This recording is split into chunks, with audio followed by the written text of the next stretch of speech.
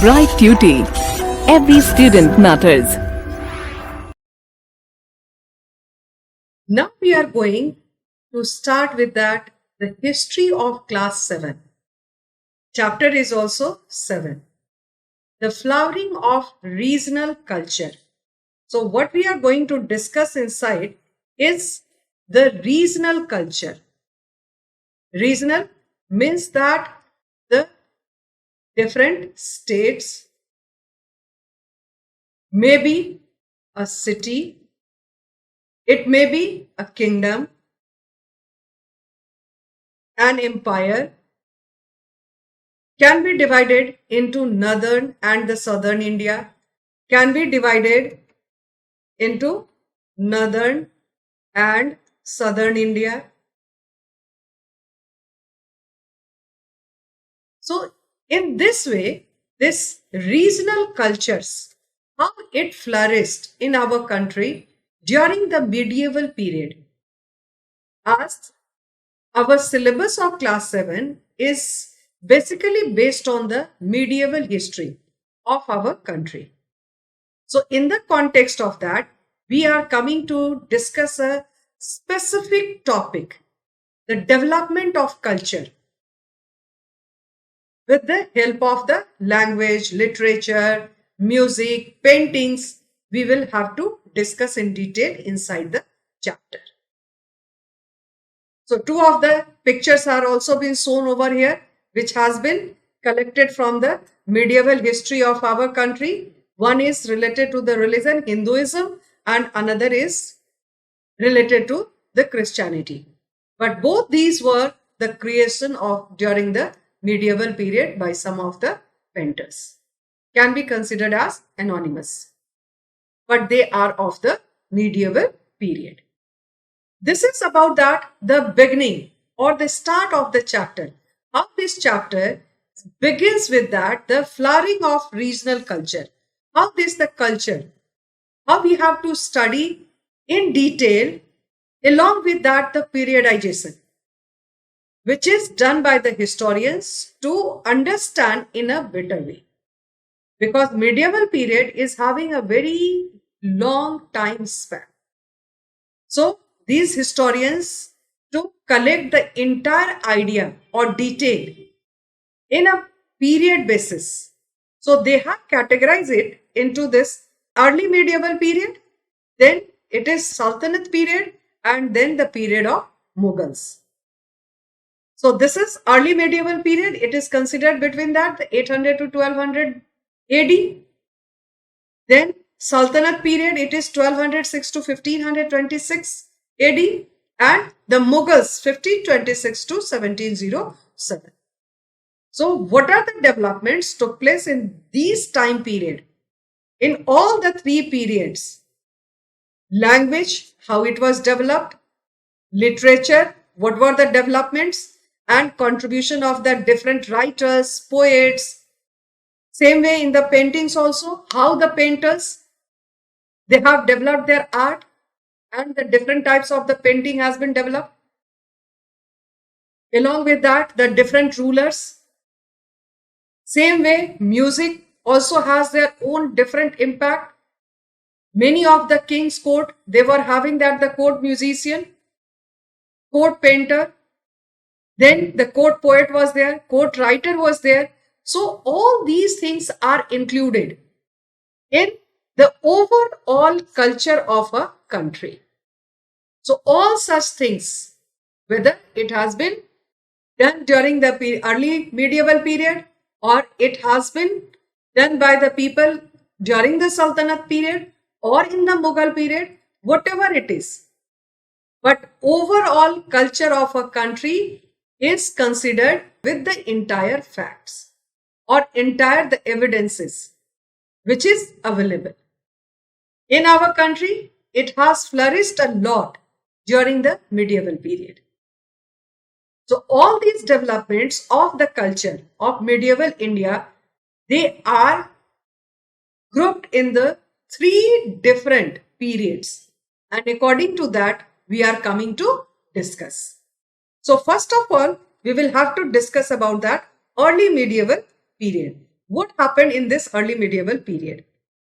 So this is the picture of that on the theme of the Geet Govind.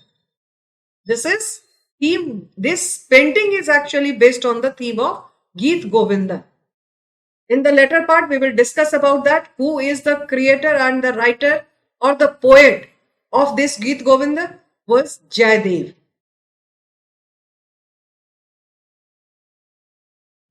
We can pronounce it Gita Govinda also because it's a Sanskrit terminology. And this is the picture of Raja Bhoj, very important and the famous ruler of our country. He was Raja Bhoj. He has also contributed a lot in the literature part of our country. Eminent writer and poet of Northern India. So coming to discuss in the context of Northern India, regional. This is now the regional. Regional means what? That in the context of Northern India. This is one region of our country. Among the Rajput kings, just now we have seen the picture of Raja Bhoj. This is about the Raja Bhoj.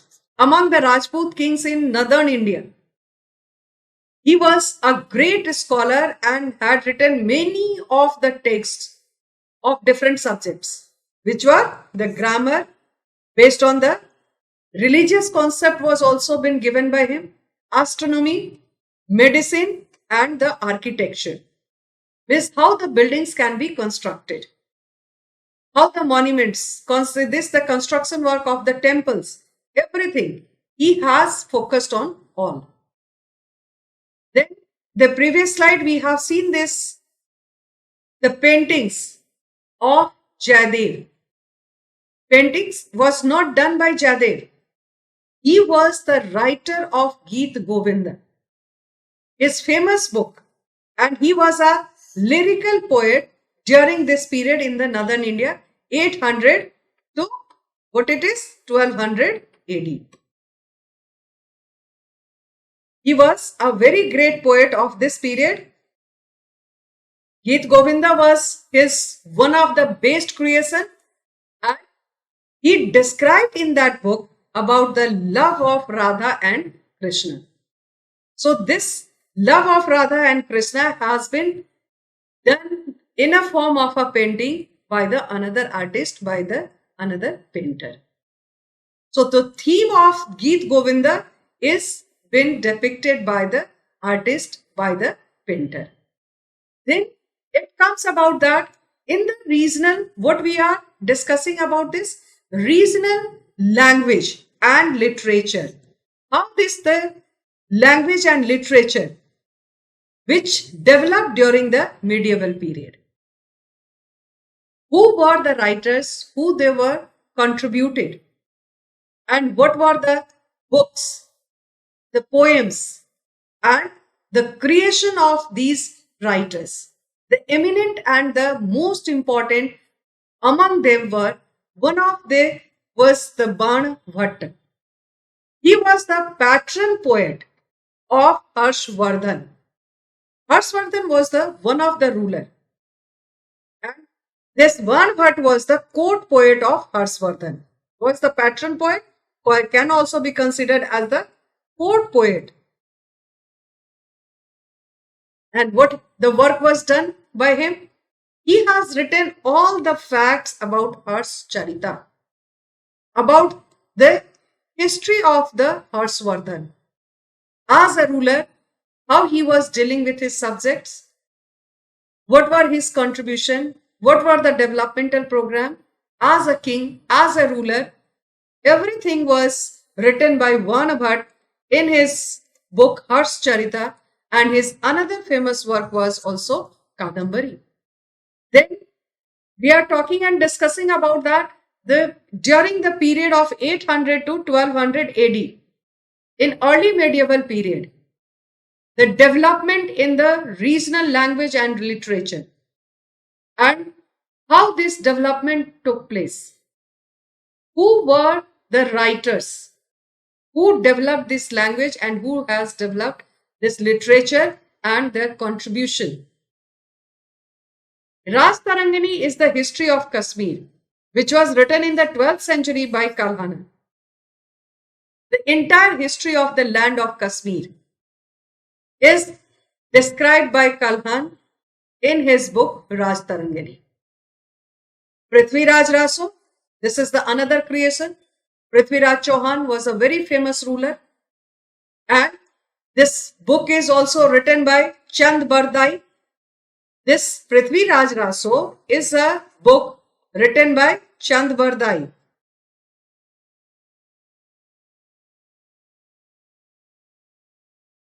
Chand Bardai, he was friend of Prithviraj Chauhan.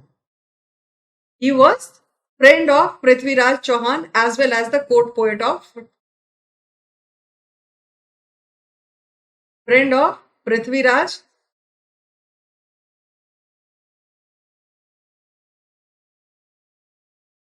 Chauhan, and he was also the court poet of Prithviraj Chauhan. Friend and the court poet. So in praise of Prithviraj Chauhan, he has written a book named Prithviraj Raso. And this Prithviraj Raso was written in the local language, dialect, Apvransa. I have just given this the meaning also over here. Non-grammatical language, Sanskrit word which means corrupt. This Apvransa is actually a Sanskrit word. As this is the non-grammatical language means the dialect. Dialect means the language spoken by the common people, ordinary people. And this Prithviraj Raso is actually written in Braj Bhasa.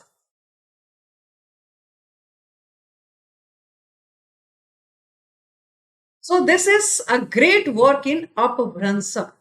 It's a Sanskrit word.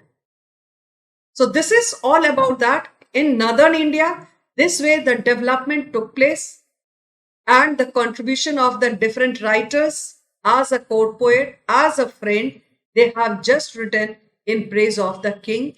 So we can have the idea about the kings, about the kingdom, as well as the development of the different languages, different literature, and about the common people, their language. What type of the language were spoken by them, which is also mentioned in the Sanskrit text, in the Sanskrit book also, with the proper heading of Apvransa.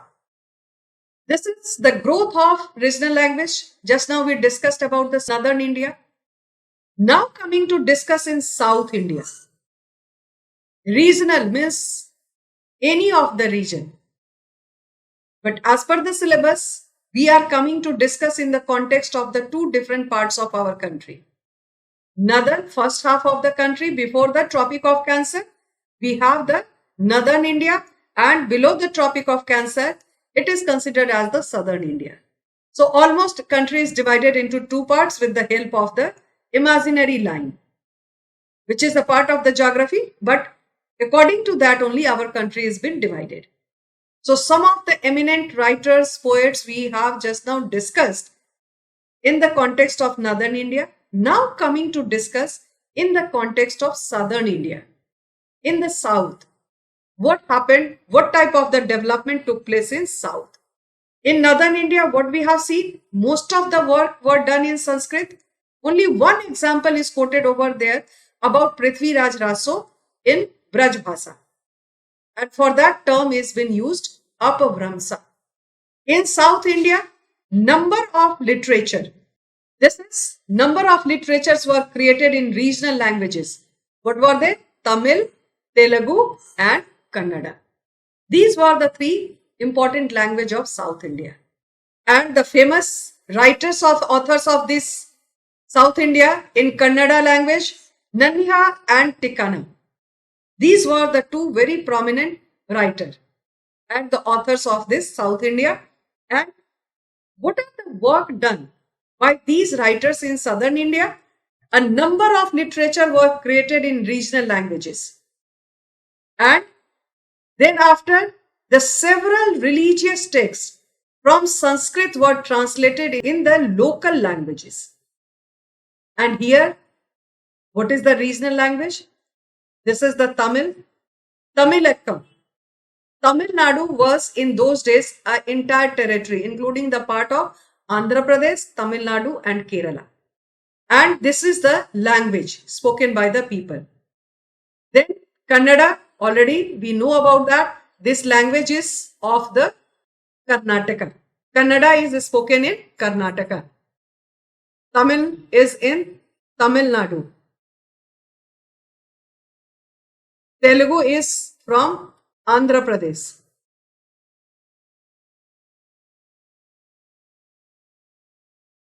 So this way the language also has been used. And not only that, the creation, the authors, they have written in the regional languages, but translation work of the northern India, the Sanskrit work is also been translated into this local languages.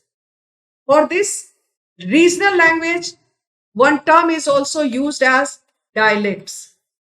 The local language is spoken by the people, the common people's language. In this, Nanniha and the Tikkana were the famous authors of this Kannada language. Other than that, these three writers, they were also known as the jewels of the Kannada. What were they? The jewels of Kannada. Ranna, Pampa, and Ponna. These three writers, these three authors of Kannada language were known as the jewels of Kannada. Many of the Sanskrit work, like Mahabharata, has been translated into the different languages in southern India. Then a famous translation work was done by Kamban. Kamban was a translator, a writer, an author, and he has translated famous Sanskrit work of Ramayana. And this is translated into Tamil. Which language he has translated this Ramayana? Into the Tamil language.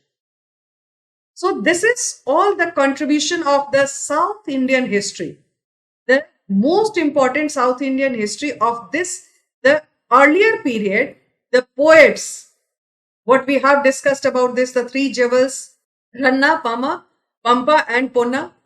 And then these were considered as the jewels of the, what it is? The jewels of the Kannada language.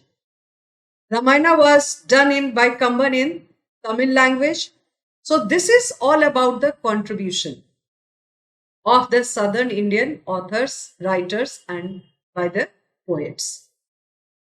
Then growth of regional language and literature in Sultanate period. This is with the arrival of the Muslims in India.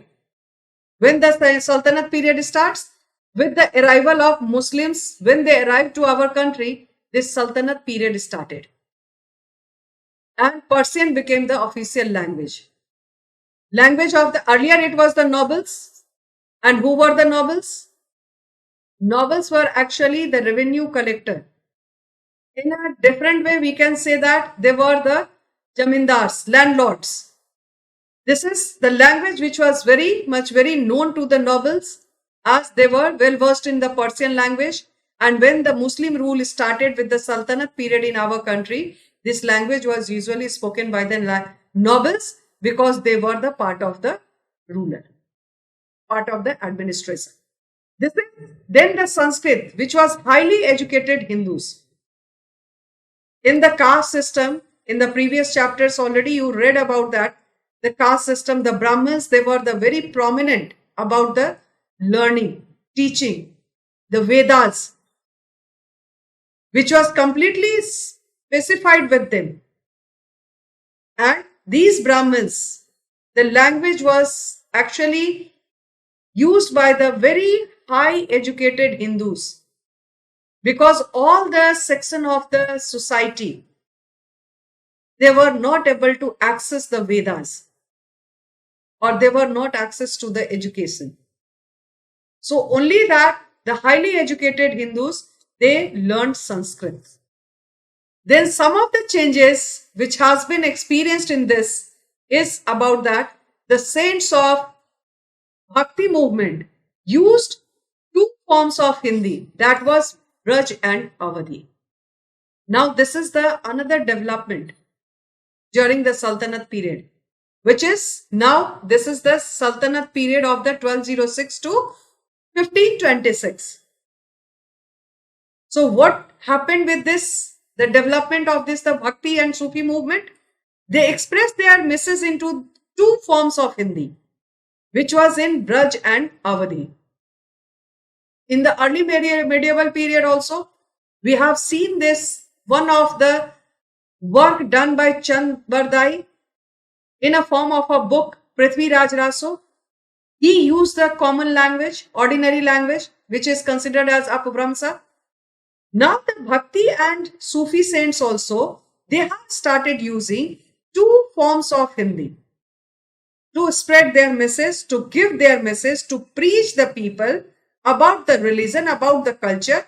They have started using Braj and Awadhi. Other than that, one fact file is also there. The two languages which received the popularity. Other than that, this Gujarati, Bengali, Marathi, Sindhi. Now all these, the regional languages, they gained the popularity and now it is been recognized also. And Telugu and Tamil in southern India, these two languages along with Kannada, they also flourished a lot. In South India, there is Tamil, Telugu and Kannada.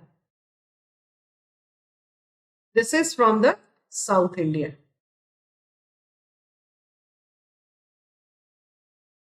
So this is all about that, the development of the language and literature on the regional basis.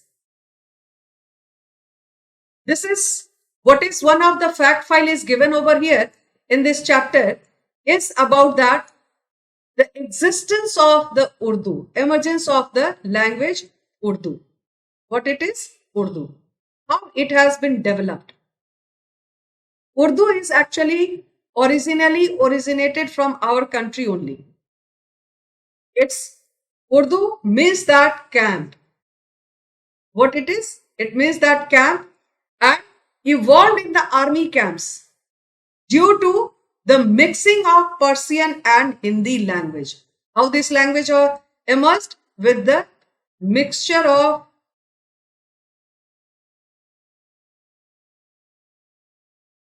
Persian and Hindi in the army camp.